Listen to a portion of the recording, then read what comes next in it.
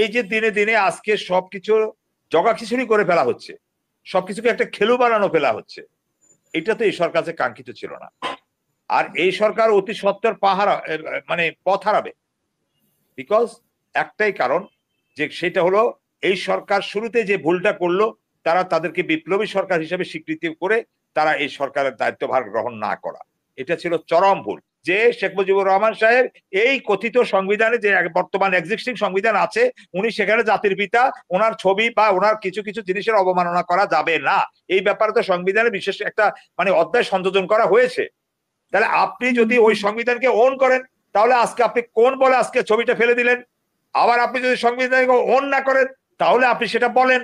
এই যে পরিষ্কার করতে না পারা, এটাই কিন্তু পেছিয়ে যাচ্ছে, এটাই কিন্তু এই সরকারকে আষ্টে পৃষ্ঠে বেঁধে ফেলতেছে।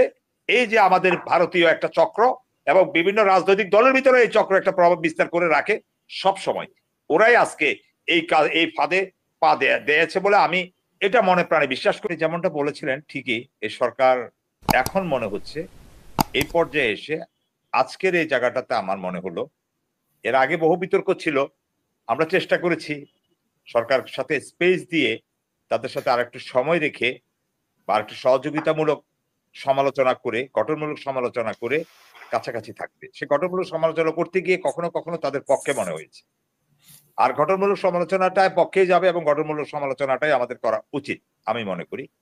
তো সেক্ষেত্রে আজকে সত্যি কালকে যখন ঘটনা ঘটলো, আমি ব্যক্তিগতভাবে আমি আমার পেজেও আমি পোস্ট দিয়েছি যে আমি অত্যন্ত হতাশ, আমি মনক্ষুণ্ণ, আমি ব্যথিত।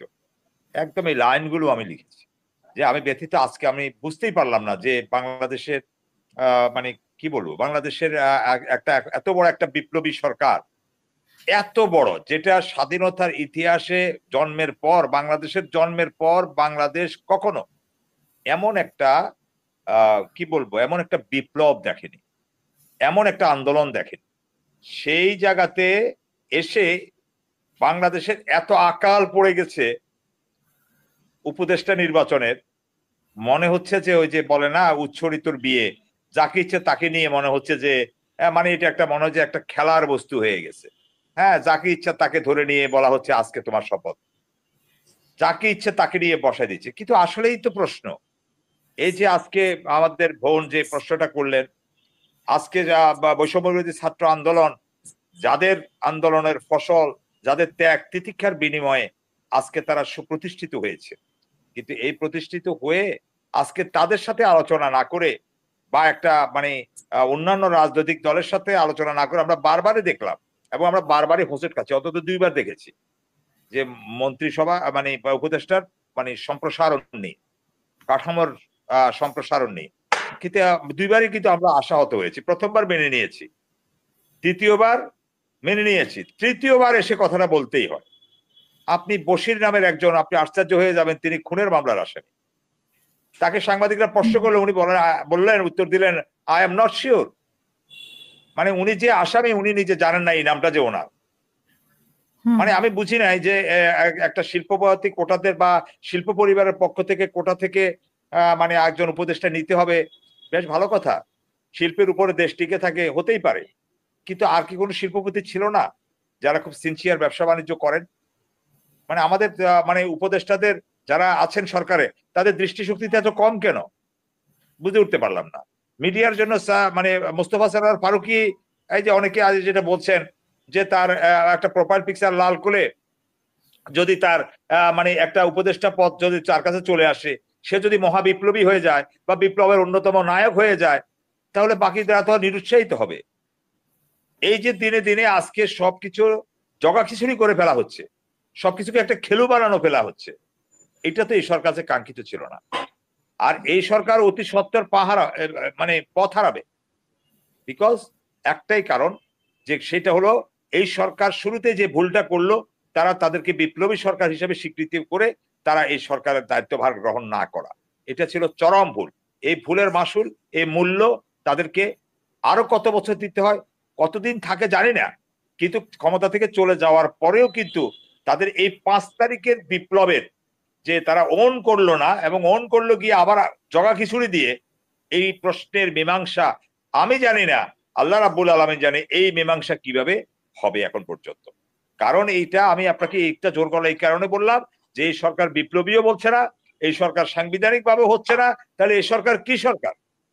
আবার যারা সরকারে আসছে তাদের ভিতরেও বিপ্লবের চেতনা, বিপ্লব কিভাবে হয়, বিপ্লবের ধারণ কি, তাদের কাছ থেকে কি মানে আসবে আমি ব্যাপারটা বুঝতেছি না। এই যে দুইজন উপদেষ্টা সম্পর্কে একদমই বলা যায়। আচ্ছা, এবার মাহফুজ আলম সে আমাদের ছোট ভাই সমতুল্য, ঠিক আছে, তাকে নিয়েছে, সে বিশেষ সহকারী ছিল, তাকে এখন মর্যাদা দিয়ে উপদেষ্টা করা হয়েছে, ঠিক আছে, তার একটা প্রাপ্যতা আছে, সে পুরো আন্দোলনের একটা সমন্বয়ক ছিল, ছাত্র আন্দোলনের একটা বড় সমন্বয়ক ভূমিকা পালন করেছে। তাকে বাদ দিয়ে আর দুইজন যে উপদেষ্টা আছে এবং দুইজন প্রতিমন্ত্রীর মর্যাদায় উপদেষ্টা নিয়োগ করা হয়েছে বিশেষ সহকারী হিসাবে প্রফেসর ইউনূস সাহেবের। তো তাদেরই বা কি যোগ্যতা এই সমাজে আছে আমি তো ব্যাপারটা বুঝে উঠতে পারছি না। এর আগেও বেশ কয়েকজন উপদেষ্টাকে নিয়েই এই এই এই পরিষদে কথা হয়েছে।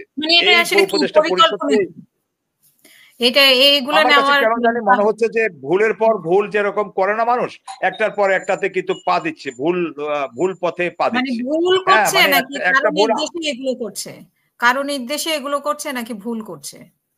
না, কারো নির্দেশে মানে এখানে একটা চক্র সম্ভবত এখানে আছে, এটা ভারতীয় একটা চক্র এখানে কাজ করে, সেই প্রেতাত্মারা এখানে কাজ করছে।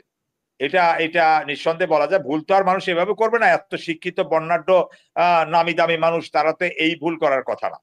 তো সুতরাং আমি আপনাকে সেজন্য বললাম যে এটা মানে ভুল না, এটা আপনি যেটা বলেছেন যে এটা সুপরিকল্পিত একটা ষড়যন্ত্রের অংশ হতে পারে। কারণ এর আগে আপনাকে তো বলা হয়েছিল যে এটা এনজিও সরকার, এখন বলা হচ্ছে এটা চিটগাং কেন্দ্রিক, চট্টগ্রাম কেন্দ্রিক।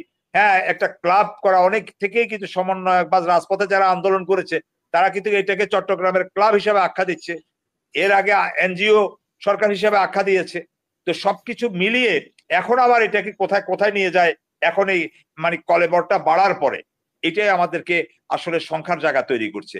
এটা আমি বুঝতে পারছি না যে আসলে আমরা কোন দিকে যাচ্ছি। এতদিন আমরা যেভাবে আশান্বিত ছিলাম, এখনো আছি, কিন্তু আশা কিন্তু দিনে দিনে কিন্তু আশাটা ক্ষয়ে যাচ্ছে।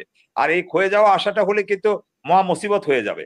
কারণ আপনি রাজনীতিতে মানুষের সাথে যে কমিটমেন্ট করে জনগণের জন অভ্যুত্থানের মাধ্যমে যে ম্যান্ডেট নিয়ে ক্ষমতায় এসেছেন, আপনি যদি ওইটাকে ওন না করেন, হ্যাঁ, তাহলে আপনি যাবেন কোথায়? যেমন আজকে আমি আপনাকে একটা ছোট্ট একটা উদাহরণ দিয়ে আমার এই পর্বের বক্তব্যটা শেষ করি।